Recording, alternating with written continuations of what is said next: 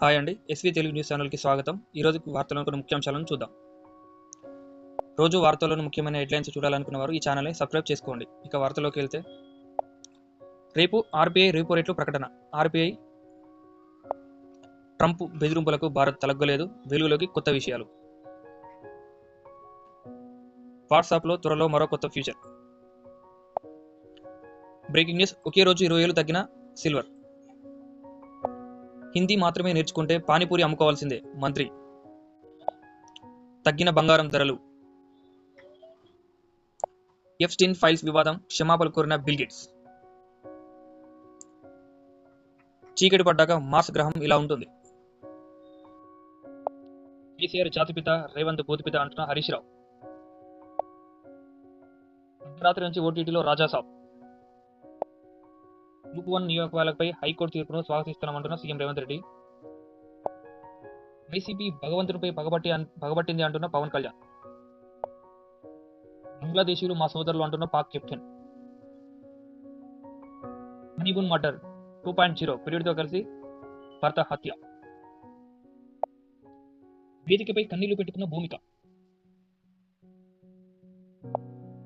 90 రోజులు గడిచిన no chargesheet, Sabarimala నిందితుడికి bail.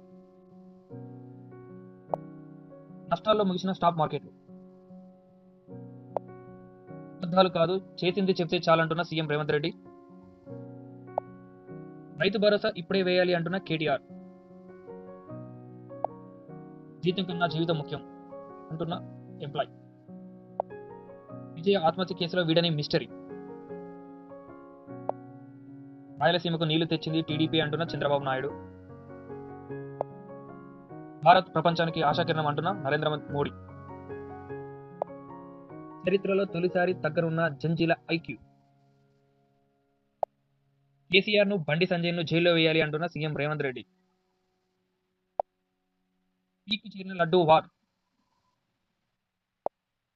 మనపై విషం చిమ్మే వ్యక్తితో పవన్ తో బీజేపీ పొత్తు అంటున్న పొన్నం ప్రభాకర్. దేవుడి నెయ్యే ఇలా ఉంటే మార్కెట్ పరిస్థితి ఏంటి? భర్తకు ఎడమ వైపే భార్య, ఎందుకంటే రోహిత్ శర్మ అందుకే లీడర్ అయ్యారు అంటున్న పంత్. జాబ్ క్యాలెండర్ కాదు, క్యాంప్ క్యాలెండర్ అంటున్న హరీష్ రావు. ప్రధాన వార్తల్లోని పూర్తి సారాంశాన్ని చూద్దాం. ఆర్బీఐ రేపు ప్రకటించనున్న రెపో రేట్ల కోసం మార్కెట్ వర్గాలు ఆసక్తితో ఎదురు చూస్తున్నాయి. ఆర్బీఐ గవర్నర్ సంజయ్ మాత్రోలా అధ్యక్షన మంగళవారం ప్రారంభమైన ఎంపీసీ భేటీ శుక్రవారం తన నిర్ణయాలను ప్రకటించనుంది. జీడీపీ వృద్ధి రేటు జోరు మీద ఉన్న నేపథ్యంలో ఆర్బీఐ ప్రకటనపై ఉత్కంఠ నెలకొంది. రెపో రేటు తగ్గితే సామాన్యుడికి లాభం కలుగుతుంది. ఇల్లు, వాహనం, పర్సనల్ లోన్లపై వడ్డీ రేట్లు తగ్గుతాయి. ఇండియా వర్సెస్ యుఎస్ ట్రేడ్ డీల్పై గత ఏడాది సెప్టెంబర్లో జరిగిన కీలక చర్చల వివరాలు వెలుగులోకి వచ్చాయి. భారత్ పీఎం మోడీపై ట్రంప్ ఉన్నతాధికారులు నోరు పారేసుకోవడాన్ని జాతీయ భద్రతా సలహాదారుడు అజిత్ దోవల్ ఖండించినట్లు బ్లూబర్గ్ వెల్లడించింది. 50% టారిఫ్ల బెదిరింపులకు ఇండియా తలగ్గలేదు. అవసరమైన ట్రంప్ పదవీకాలం ముగిసే వరకు వేచి చూస్తాం. మాపై విమర్శలు తగ్గిస్తేనే సంబంధాలు మెరుగుపడతాయి అని తేల్చి చెప్పినట్లు పేర్కొన్నాడు. హైదరాబాద్ బులియన్ మార్కెట్లో ఇవాళ వెండి ధరలు తగ్గాయి. కేజీ సిల్వర్ రేటు 20,000 తగ్గి 3 లక్షలకు చేరింది. 5 రోజులుగా తగ్గుతూ వచ్చిన ధరలు నిన్న పెరిగిన విషయం తెలిసిందే. ఒక్క రోజులోనే మళ్లీ రేట్లు పతనమయ్యాయి.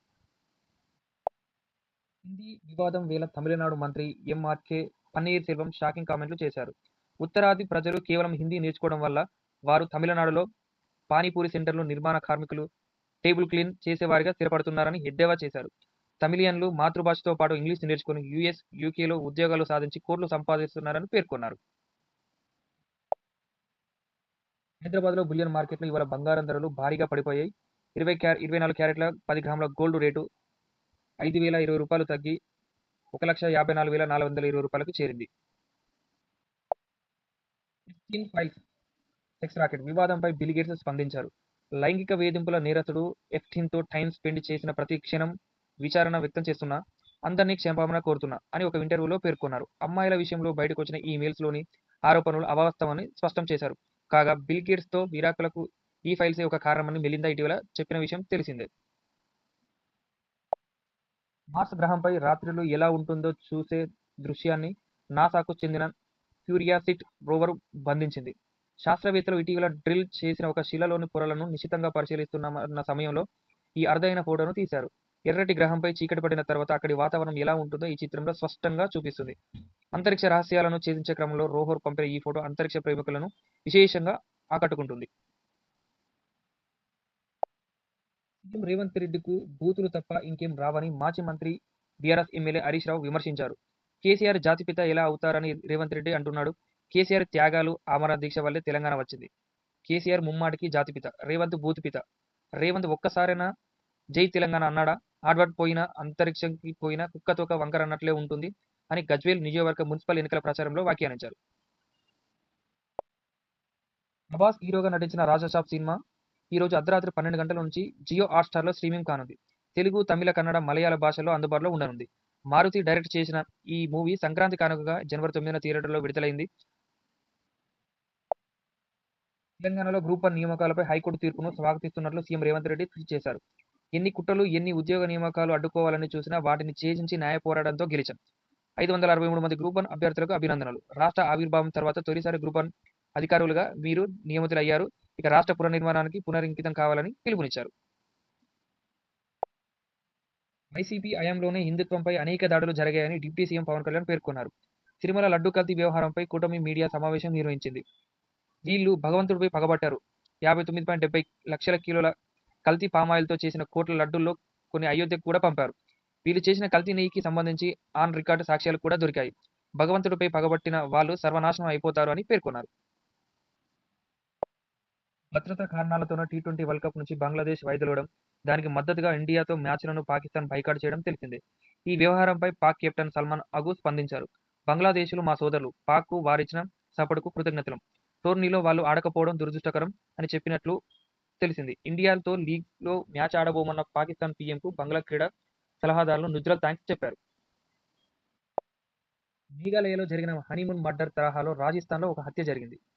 గంగానగర్ పోలీసుల కథనం ప్రకారం జనవరి 30న ఒక కపుల్ గుర్తు తెలియని వాహనం ఢీకొట్టింది. భర్త ఆశీష్ స్పాట్లోనే చనిపోయారు. భార్య అంజు వద్ద దుండగులు నగలు దోచుకున్నారు. అయితే అతడిని కొట్టి గొంతు నలిమి చంపినట్లు పోస్టుమార్టం రిపోర్టు వచ్చింది. పోలీసుల దర్యాప్తులో భార్యే ఎక్స్ లవర్తో కలిసి భర్తను చంపి ప్రమాదంగా మార్చినట్లు తేల్చారు. ఇంకా ఎన్ని చూడాల్సి వస్తుందో ఇలాంటి గంటలు మన దేశంలో పోతూ పోతూ ఉంటాయి. సినీ నటి భూమిక యూఫోరియా సినిమా ప్రెస్ మీట్లో సందర్భంగా ఎమోషనల్ అయ్యారు. స్టేజ్ పైనే కన్నీళ్లు పెట్టుకున్నారు. గుణశేఖర్ డైరెక్ట్ చేసిన ఈ మూవీలో ఆమె ఒక కీలక పాత్రలో నటించారు. ఇది చాలా బోల్డ్ సబ్జెక్ట్. ఇలాంటి సినిమా చేయాలంటే ధైర్యం కావాలి, రిస్క్ తీసుకోవాలి.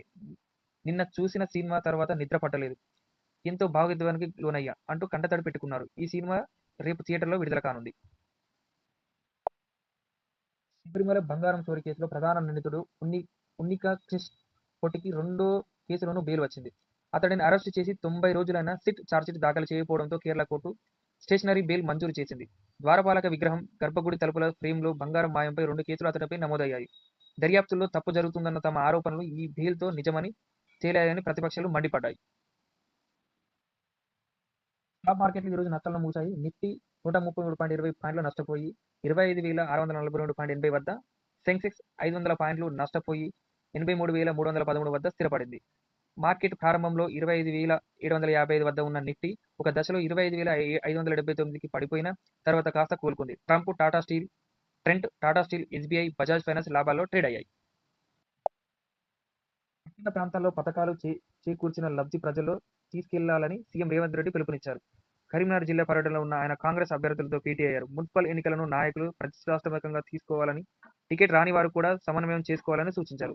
అబద్ధాలు చెప్పాల్సిన పని లేదని, చేసింది చెప్తే చాలన్నారు. రాజకీయాల్లో డబ్బులతో కాదు నమ్మకంతో గెలుస్తామన్నారు. రైతు భరోసాను మున్సిపల్ ఎన్నికల తర్వాత ఇస్తామని సీఎం రేవంత్ రెడ్డి చెప్పడంపై బీఆర్ఎస్ వర్కింగ్ ప్రెసిడెంట్ కేటీఆర్ మండిపడ్డారు. కేసీఆర్ డిసెంబర్లోనే ఇచ్చేవారు. డిసెంబర్లో వేయాల్సిన డబ్బులు నేటికి ఇవ్వకుండా ఇప్పుడు ఎన్నికలయ్యాక ఇస్తామనడం ఏంటి? మున్సిపల్ ఎన్నికలే కదా రైతులకు ఇచ్చేదానికి ఎవరు అడ్డుపడ్డారు? ఇప్పుడే ఇవ్వాలి, ఎన్నికలయ్యాక అంటే ఏరు దాటాక బోడి మల్లన్న అంటారు అని సిరిసిల్ల ఎన్నికల ప్రచారంలో పేర్కొన్నారు. సాఫ్ట్వేర్ రంగంలో ప్రస్తుతం పరిస్థితులు దయనీయంగా ఉన్నాయని ఉద్యోగులు వాపోతున్నారు. అయితే ఉద్యోగం పోవడం లేదంటే పని ఒత్తిడి పెరుగుతుందని ఆవేదన వ్యక్తం చేస్తున్నారు. గంటల తరబడి పనిచేయడం తన వల్ల కావట్లేదంటూ హైదరాబాద్ మియాపూర్లో నిన్న ఓ సాఫ్ట్వేర్ ఉద్యోగి ఆత్మహత్య చేసుకున్నాడు. ఉద్యోగులు ఒత్తిడికి గురి లోనవ్వకండి, యాజమాన్యం కూడా ఆఫీసులో మంచి పని వాతావరణాన్ని సృష్టించాలి అని మానసిక నిపుణులు సూచిస్తున్నారు. చిల్లపల్లిలో పిల్లలతో సహా ఆత్మహత్య చేసుకున్న సాఫ్ట్వేర్ ఉద్యోగి విజయరెడ్డి ఆత్మహత్య కేసు నిస్టడీగానే ఉంది. ఆమె వాట్సాప్ రికార్డుల్లో ఎలాంటి అనుమానాస్పద అంశాలేవీ పోలీసులు చెప్పినట్లు తెలుస్తుంది. అయితే ఎందుకు ఆ నిర్ణయం తీసుకోవాల్సి వచ్చిందన్న దానిపై స్పష్టత లేదు. ఆర్థిక ఇబ్బందులు లేవని, నెలకు 1,00,000 వరకు జీతం, అద్దె, దుబాయ్లో ఉండే భర్త జీవితం కూడా ఆమె అకౌంట్లోకే వస్తుందని తెలుస్తుంది. రాయలసీమకు రాళ్లసీమ అనే పేరంటే దాన్ని రతనాల సీమగా చేసేందుకు హంద్రీ, నీవా, గాలేరు నగరి, తెలుగు గంగతో నీళ్లు తెచ్చిన ఘనత టీడీపీదేనని సీఎం చంద్రబాబు నాయుడు పేర్కొన్నారు. నీళ్ల కోసం రాష్ట్రాలు, దేశాల మధ్య యుద్ధాలు జరిగేవన్నారు. ఈ పరిస్థితుల్లో భూమినే జలాశయంగా మార్చేలా నీరు, చెట్టు కింద చెక్ డ్యాములు, ఇంకుడు గుంతలు తవ్వించానని చెప్పారు. 10 లక్షల ఇంకుడు గుంతలు ఏర్పాటు చేశామని సాగునీటి సంఘాలతో సమావేశంలో తెలిపారు. ప్రపంచంలో అనిశ్చితి నెలకొన్న సమయంలో ఇండియా ఆశాకిరణంగా మారిందని పీఎం మోడీ అన్నారు. అభివృద్ధి చెందిన దేశాల వృద్ధాప్యంలోకి వెళ్తున్నాయి, కానీ భారత్ యవ్వనంతో వస్తుంది. అధిక వృద్ధి, తక్కువ ద్రవ్యోల్బణం మన దగ్గరే ఉన్నాయి. గ్లోబల్ సౌత్ గురించి ప్రపంచం మాట్లాడుకుంటుంది. గ్లోబల్ సౌత్ గొంతుక ఇండియా అని అన్నారు. గతంలో మనతో డీల్స్ చేసుకునేందుకు ఏ దేశం రెడీగా లేదని పరోక్షంగా కాంగ్రెస్ పాలనను విమర్శించారు. జంజీలు తెలివితేటల్లో వెనుకబడుతున్నట్లు న్యూరో సైంటిస్ట్ డాక్టర్ హార్వర్డ్ పరిశోధనలో వెల్లడైంది. దీని ప్రకారం చరిత్రలో మునుపటి తరం కంటే తక్కువ ఐక్యూ నమోదైన తొలి తరం ఇదేనని తెలిపారు. దీనికి ప్రధాన కారణం విద్యా రంగంలో మితిమీరిన టెక్నాలజీ, స్మార్ట్ ఫోన్ల వాడకమేనని హెచ్చరించారు. పుస్తక పఠనం తగ్గడం, ఏఐ సమాధానాలపై ఆధారపడటం వల్ల వారి ఆలోచన శక్తి, జ్ఞాపకశక్తి దెబ్బతిన్నాయని ఆయన వివరించారు. మరో 8 ఏళ్లు రాష్ట్రంలో కాంగ్రెస్ ప్రభుత్వమే ఉంటుందని సీఎం రేవంత్ రెడ్డి ధీమా వ్యక్తం చేశారు. 2 ఏళ్లలో తామేం చేశామో చెబితే బీఆర్ఎస్ నేతల గుండెలు పగులుతాయని చొప్పదండి సభలో అన్నారు. 70,000 ఉద్యోగాలు ఇచ్చామని, 25 లక్షల ఇండ్లు కట్టించామని, 25 లక్షల మంది రైతుల రుణాలు మాఫీ చేశామని పేర్కొన్నారు. బండి సంజయ్ తమపై రంకెలేయడం కాదని, కాళేశ్వరంపై సీబీఐ విచారణ చేసి కేసీఆర్ను అరెస్టు చేయాలని డిమాండ్ చేశారు. టీడీటీ లడ్డూ, నెయ్యి కల్తీ అంశంపై కూటమి, వైసీపీల పొలిటికల్ వార్ తీవ్ర స్థాయికి చేరింది. నెయ్యి కల్తీపై సిట్ వేసిన ఛార్జ్షీట్లో అంశాలను 2 పార్టీలు తమకు అనుకూలంగా మలుచుకొని విమర్శలు గుప్పిస్తున్నాయి. జంతు కొవ్వు కలవలేదని సిట్ క్లీన్ చిట్ ఇచ్చినట్లు వైసీపీ వాదిస్తుంది. అసలు అది నెయ్యే కాదని, కెమికల్స్తో తయారైన పదార్థమని తేల్చిందని గౌడ్ చెబుతుంది. ఇంతటితో వదిలేది లేదంటుంది. ఇది ఎంతవరకు వెళ్తుందో చూడాలి మరి. బీజేపీ తెలంగాణ వ్యతిరేకి విధానాలను అమలుస్తుందని పొన్నం ప్రభాకర్ చొప్పదండి సభలో ఆరోపించారు. తెలంగాణ కళ్ళు పడితే ఆంధ్ర కొబ్బరి చెట్లు ఎండిపోతున్నాయని పవన్ అన్నారు. ఆ విషయం చిమ్మే వ్యక్తితో బీజేపీ పొత్తు పెట్టుకుని ఇక్కడ ప్రచారం చేస్తుందంటున్నారు. పవన్ కొండగట్టుకు వస్తే సాదర ఆహ్వానం పలుకుతాం, కానీ తెలంగాణ ప్రజలను అవమానిస్తే ఎవరు చూసి ఊరుకోరని హెచ్చరించారు. హిందూ సంప్రదాయాల్లో భార్యను భర్తకు ఎడమ వైపు ఉండాలని చెప్తుంటారు. దీనికి ప్రధాన కారణం శివపార్వతుల అర్ధనారీశ్వర తత్వం. పురాణాల ప్రకారం పరమశివుని శరీరంలో ఎడమ భాగం పార్వతీదేవి ఉంటారు. దీంతో పాటు గుండె ఎడమ వైపు ఉండడంతో భార్య భర్త మనసుకి దగ్గరగా ఉండాలని దాని అంతరార్థం.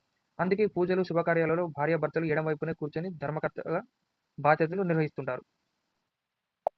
ఇంతటితో ఈ వార్తల సమాప్తం. తిరిగి మళ్ళీ రేపు కలుసుకుందాం. ఛానల్లో కంటెంట్ నచ్చితే లైక్ చేయండి, ఛానల్ని సబ్స్క్రైబ్ చేయండి. Thank you.